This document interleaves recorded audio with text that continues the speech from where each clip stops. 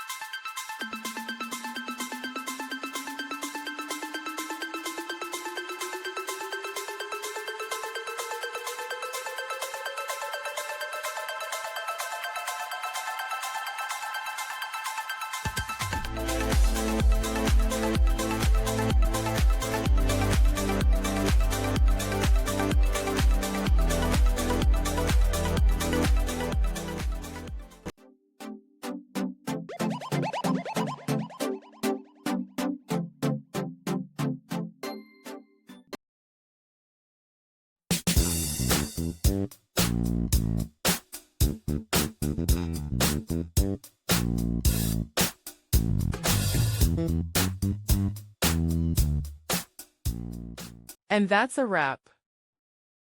I hope you found the answer you were looking for. If you did, take a second to hit that subscribe button. It really helps out. And let me know in the comments which solution worked best for you. See you next time in the debug zone.